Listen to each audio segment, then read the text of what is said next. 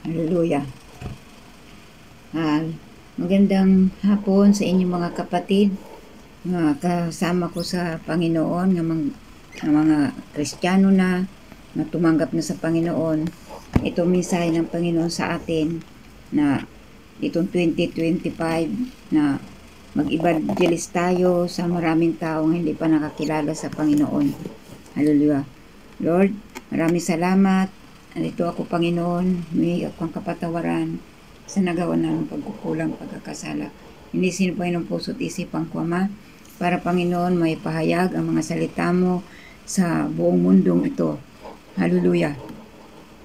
At bigyan mo ako, Panginoon, kalaman, karunungan na nagmula sa iyo, anointing power, Panginoon, ipagkaloob mo po sa akin, sa puso't isipan ko, upang, Panginoon, may pangaral, mga salita mo, evangelist, sa buong mundo, sa mga taong hindi pa nakilala sa iyo.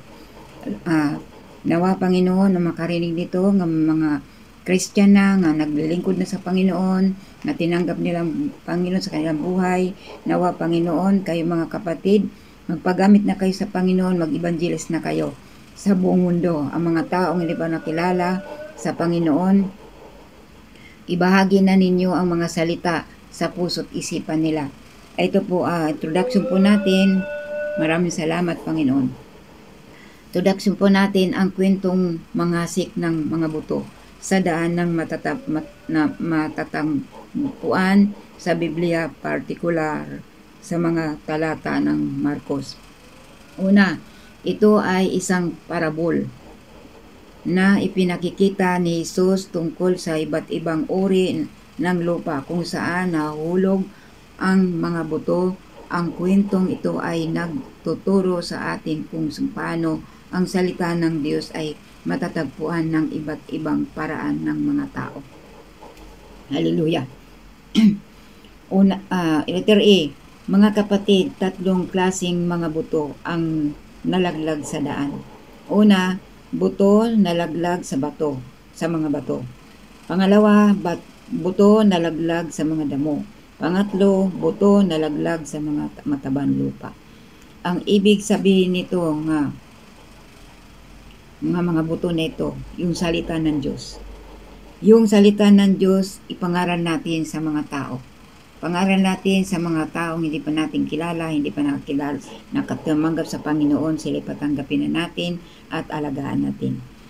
Ang mga buto nalaglag sa bato, sa mga bato, ito dumating ang araw, matinding init, natuyo ang buto at ito dumating ang ibon, tinuka, nawala. Pangalawa, buto nalaglag sa damo. Ito naman buto nalaglag sa damo, napuluputan sila ng mga damo, mga gamot ng damo, napuluputan sila, ito'y nawala, natuyo, hindi na nakita. Ito po yung tao nga napuluputan ng mga problema, pagsubok sa buhay, nasikan nga siya ng salita ng Diyos pero hindi naman inalagaan, hindi dinalaw, hindi kinumusta. Ito'y nawala kasi walang nagsusuporta, walang yung ibig sabihin yung walang tumutulong, matulungan siya sa mga problema para hindi madaig sa mga pagsubok. Kaya yung buto nga nalaglag sa bato, ito'y nawala, natuyo, hindi na nakita.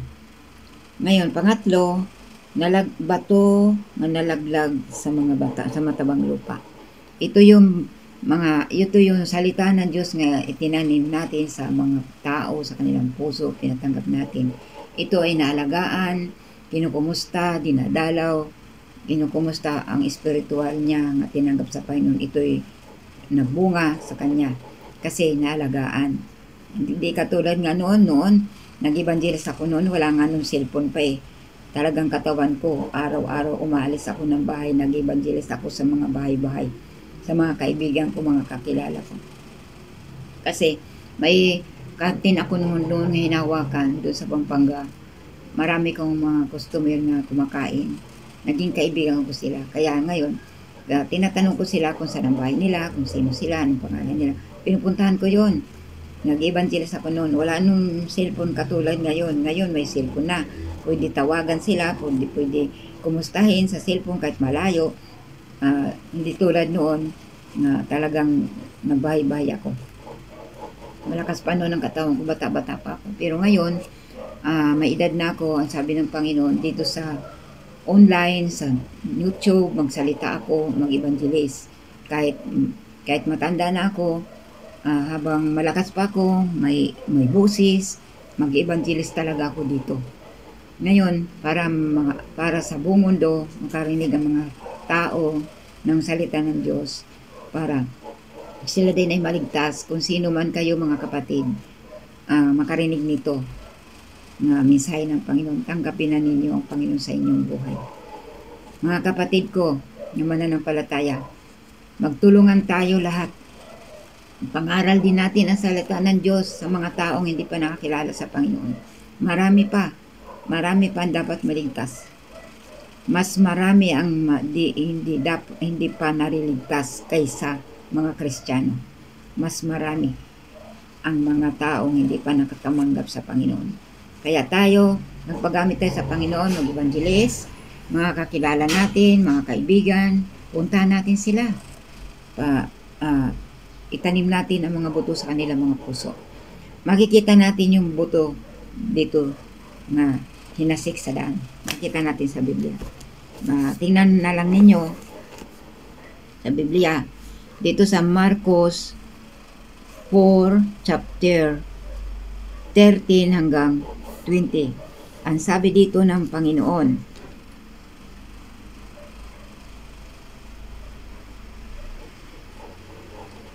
ang paliwanag ni Jesus sa talinghaga tungkol sa mga hasik. Ito po yun. Verse 13. Pagkatapos tinanong sila ni Jesus, hindi pa ba ninyo naunawaan ang talinghagang ito? Paano ninyo maunawaan ang ibang talinghaga? 14. Ang inahasik ay ang salita ng Diyos. Ito ang mga nasa daan na nahasikan ng salita. Yun, sa daan, nahasikan ng salita. Ibig sabihin, yung mga tao yun, na nasa daan, ng mga hindi pa Christian, ginamit tayo ng Panginoon. Tapos sabi niya, pagkatapos nilang mapakinggan ito, pagdakay dumarating si Satanas at inalis ang salita na pahasik sa kanilang puso. Yan. Verse 16. Ang iba'y tulad naman ng mga napahasik sa kabatuhan. Pagkarinig nila ng salita, ito'y agad nilang tinanggap na may galak. Yan, nagalak sila dahil tinanggap ang Panginoon, natuwa. 17. Ngunit hindi naman ito tumimo sa kanilang puso, kaya't hindi sila nanatili pagdating ng kahirapan o pag-uusig, dahil sa salita agad silang nanlalamig. 18. Ang iba'y tulad ng napahasik sa dawagan. Dininig nga nila ang salita, ngunit sila'y naging abala sa mga bagay ukol sa mundong ito. Naging maibigin sa mga kayamanan at mapaghangad sa iba pang mga bagay. Ano pat, ang salita'y nawalan na ng puwang sa kanilang mga puso. Kaya't hindi sila nakapamunga. Yan. Verse 20. Ngunit ang iba'y tulad sa binhing napahasik sa matabang lupa. Pinakinggan nila at tinanggap ang salita. At sila'y nagsisipamunga. May tig 30, may tig 60, at may tig 100. Yan po yung na lupa nga 3 klase. Kaya tayo mga kapatid, Manghasik na tayo ng salita sa mga tao. Ang simbolo nitong nabasa natin tungkol sa buto na nalaglag sa bato. Buto nalaglag sa damo. Buto nalaglag sa matabang lupa. Pag tayo nang hasik ng mga salita ng Diyos sa mga tao, alagaan natin sila. Kasi pag hindi natin inalagaan sila, ito'y mawawala ang salita ng Diyos sa kanilang puso. Mabuti nga ngayon may mga cellphone eh. Dati nang ngaral ako ng salita ng Diyos, bata-bata pa ako, nag-evangelist ako. Sa mga bahay-bahay nagpupunta ako kasi may kantin ako dati sa Pampanga, sa Arayat. Doon sa tinitira namin. May kantin ako, ay marami kong customer dahil school yun. School at saka church. Sa tabi, school, tapos sa tabi, church. Ay marami mga nag-aaral, marami mga nanay. Marami ko nakilala. Tinatanong ko sila, mga pangalan nila, bahay nila kung saan nakatira. Yun, pag natapos na ako ng kantin ng hapon, nagsara na ako, puntahan ko na sila. Kinakaibiganan ko, kinukwentuhan ko, nagsisira ako. Araw-araw yun, maalis ako ng bahay pagkatapos ako ng kantin. Kaya lalo ko pinagpala rin doon sa kantin na yun. Hallelujah. Nagkakantin pa ako umaga sa mga estudyante na nag-aaral kasi doon sila kumakain. Tapos paghapon, alas 4, nagsasara na. Evangelist na ako noon. Mahirap noon. Pero bata-bata pa ako, malakas pa. Pero ngayon, ang sabi ng Panginoon, ako'y mahina na, matanda na. Sabi ng Panginoon sa akin, Holy Spirit, na mag-evangelist ako dito sa online, sa YouTube, para marinig ng buong mundo ang mga salita ng Diyos dahil ginagamit ako ng Panginoon evangelist. Hallelujah. Mga kapatid, magtulong-tulong tayo na ipangaral ang salita ng Diyos. Kasi marami pa ang mga tao na hindi pa tumanggap sa Panginoon kaysa tumanggap sa Panginoon. Marami pang taong hindi pa ligtas. Sa totoo lang. Marami na ang nangyayari sa buhay ngayon, sa mga nangyayari sa mundo. Nandoon na yung mga kasalanan na hindi kalugod-lugod sa Panginoon. Matatanda, mga bata, mga nanay, mga kabataan, mga tatay. Hallelujah. Ipangaral natin mga salita, mga kapatid. Mag-evangelist tayo. Ako, dito na lang ako sa YouTube, saka sa online. Mag-evangelist ako dito. Hanggat kaya ko, magsasalita ako dito. Hallelujah. Para ang mga tao ay maligtas. Kasi nagkabar din ako sa kanila. Wala na ako katawan yung magbahay-bahay. Kasi medyo mahina na, hindi katulad noon. Hallelujah. Tapos, ang sabi nga doon sa nabasa natin sa 3 buto. Titingnan natin dito sa Biblia. Sa Marcos 4, verse 13 hanggang 20. Sabi niya dito, ang paliwanag ni Jesus sa talinghaga tungkol sa manghasik. Sabi niya sa 13, pagkatapos tinanong sila ni Jesus, hindi pa ba ninyo naunawaan ang talinghagang ito? Paano ninyo maunawaan ang ibang talinghaga? 14. Ang inahasik ay ang salita ng Diyos. Ito ang mga nasadaan na nahasikan ng salita. Pagkatapos nilang napakinggan, ito, pagdakay dumarating si Satanas at inaalis ang salita na pahasik sa kanilang puso. Yan. Verse 16. Ang iba'y tulad naman ng mga napahasik sa kabatuhan. Pagkarinig nila ng salita, ito'y agad nilang tinanggap na may galak. 17. Ngunit hindi naman ito tumimo sa kanilang puso, kaya't hindi sila nanatili. Pagdating ng kahirapan o pag-uusig dahil sa salita, agad silang nanlalamig. 18. Ang iba'y tulad na ng napahasik sa dawagan Dininig nga nila ang salita sa 19. Ngunit sila'y naging abala sa mga bagay ukol sa makamundong ito. Naging maibigin sa mga kayamanan at mapaghangad sa iba pang mga bagay. Ano pat ang salita nawalan na ng puwang sa kanilang mga puso. Kaya't hindi sila nakapamunga. Yan, verse 20. Ngunit ang iba'y tulad sa binhing na pahasik sa matabang lupa. Pinakikinggan nila at tinanggap ang salita at sila'y nagsisipamunga. May tigta 30, may tig-60, at may tig-100. Yan, yung hinasnasikan natin na inalagaan natin na namunga hanggang sa nag 100 ang ano nila. Ito'y tumimbo sa kanilang puso kasi naalagaan natin. Hallelujah. Huwag tayo mag-share ng salita ng Diyos na hindi natin alagaan. Kasi pag hindi natin dinalaw, hindi natin pinaluap, ito'y mawawala sa mga pagsubok sa buhay, mga abala sa mga bagay, kahirapan, mga kayamanan, naging abalas na sila sa mga kayamanan. Mabuti nga ngayon may cellphone, hindi tulad noon. Hallelujah.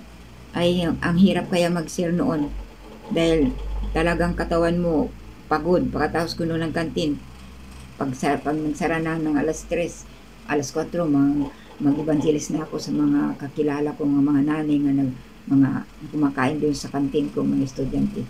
Ginamit ako ng Panginoon evangelist. Pinupuntahan ko yan araw-araw. Tapos sa loob ng isang linggo, dinadalaw ko yun nga sinisiran ko, nga tumanggap sa Panginoon. Pinapaloob ko, kinukumusta. Kaya salamat sa Panginoon, yung mga taong yun, nagpatuloy sila hanggang ngayon. Ngayon, ang sabi ng Panginoon sa akin, Holy Spirit, nangungusap siya.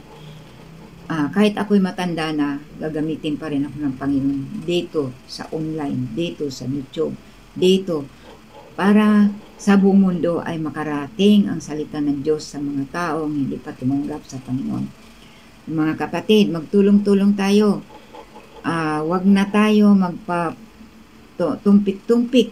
Magsipag na tayo maipangaral ang salita ng Diyos sa mga taong hindi pa nakakilala sa Panginoon. Kasi marami pang hindi paligtas. Mabuti nga kayo, malalakas pa kayo, mga bata pa. Pagsipagan ninyo. Magpuntahan nyo yung mga kaibigan nyo. Kabago din kayo. Mangaral ang salita ng Diyos sa ibang tao. Ang sarili muna ninyo, magpalinis kayo sa Panginoon. Pamilya ninyo, makakilala sa Panginoon.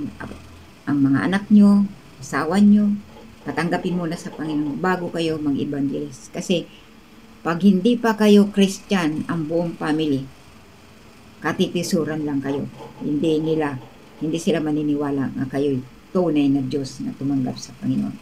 Kasi ako noon, mga kapatid, bago ako noon ginamit ng Panginoon evangelist, una muna akong nakakilala sa Panginoon. Pangalawa, ang mga anak ko, sinirang ko sila. Tinuruan sa salita ng Diyos. Binasahan ko ng Biblia. Ano pa sila, grade 6. Binabasahan ko na ng Biblia yan. Hanggang sa nag-high school. Ngayon, nung tumanggap ng mga anak ko sa Panginoon, nabautismo na sila lahat. Ang mister ko lang ang nahuli. Kasi siyang ginamit ng Panginoon para usigin kami. Para ibagsak ang pananampalataya namin sa Panginoon. Pero hindi siya nagtagumpay. Ang Panginoon na nagtagumpay. Ngayon, nung nagkasakit ang mister ko, kasi hindi pa siya talaga tumanggap sa Panginoon. Ano pa siya bata pa. Nung nagkasakit siya, pinatanggap siya ni Pastor A. At pinatanggap ko rin. Nag-pray kami. Ngayon, wala na siya. Kinuha na ng Panginoon. Nung wala na ang mister ko noon, doon ako ginamit ng Panginoon, ng evangelist. Lahat ng mga anak ko, Christian na lahat. Wala sila masabi sa pamilya ko. Kahit mag-evangelist ako, kahit mangaral akong salita ng Diyos, ang pamilya ko ay tumanggap na rin sa Panginoon. Lahat kami Ginagamit na ng Panginoon. Naglilingkod kami sa Panginoon. Bawat linggo nag-aatin kami. Sa church, ginagamit ng mga anak ko. Pati si pastor pastor na yan. Pati pa yung apo ko. Ginamit siya ng Panginoon sa malawak na gawain. Hallelujah. Yun ang sabihin ko sa inyo mga kapatid. Ipangaral natin salita ng Diyos kahit saan. Bago tayo humayo ng salita ng Diyos, mag-evangelist, linisin muna natin ating family. Patanggapin muna natin ating family. Mga anak, mga kapatid, asawa, patanggapin natin sa Panginoon para pag nag-evangelist tayo, mayroon tayo ipatutuo sa kanila. At wala sila makikitang butas, wala sila makikitang katisisuran. Kasi nakikitang ilaw at asin sa buhay natin, sa pamilya natin. Kaya mga kapatid, ganyan po ang gagawin natin. Nawa, Lord, hipuin mo Panginoon ng mga tao sa buong mundo. Bagamat hindi ako marunong mag-English, pero alam ko may mga Pilipino rin nga nasa ibang bansa. Sila ay makakarinig din ito, masalita ng Diyos. Hallelujah. Maliban na lang yung Amerikano, baka hindi nila maintindihan. Pero ang mga Pilipino na sa ibang bansa, nagtatrabaho, alam ko marami sila. Ito'y makarating sa kanila. Magpagamit na kayo sa Panginoon. Kasi malapit na darating ang Panginoon. Hindi natin alam. Ano yan? Biglaan lang yan. Kaya tayo maging ready. Tayo lagi aware. Tayo laging nananalangin, araw-araw. Ang sabi nga sa akin ng Panginoon, anak, manalangin kayo na walang patid. Yun, nga panalangin nga araw-araw, mula Lunes hanggang Sabado, hanggang Linggo. Kaya may ginamit ako ng Panginoon din sa online na ito. Kaya hindi ito mawawala, nga online nga intercession. Kasi lahat na nangyayari sa mundo ay pinagpipre, hindi lang family namin. Lahat na mga tao sa buong mundo pinagpipre. Hallelujah. Mga bansa, lahat mga disaster, sama-sama kami na nalangin. Salamat Panginoon. Kayo Panginoon ang manguna sa kanila. Mga kapatiran, nawa mag-evangelist din sila. Hallelujah. Tulungan mo sila Panginoon. Kayo Panginoon humipo sa kanila. Gamitin mo sila Panginoon, mga bata pa, malakas pa. Gamitin mo sila pumunta sa mga kaibigan, pumunta sa mga kapatiran na hindi pa nakilala sa Panginoon. Lord, salamat sa hapon na ito na binigay mo sa akin ng evangelist. Purihin ka, dakilain ka Panginoon, tinataas ka namin Ama sa amin mga buhay.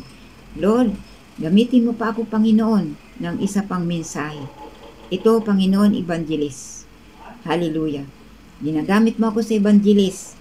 Bigyan mo pa ako, Panginoon, na mensahe na ipapangaral dito sa online na ito para makarinig ang mga tao sa buong mundo. Ama, salamat. Pinupuri ka namin sa pangalan ni Jesus. Amen. Amen.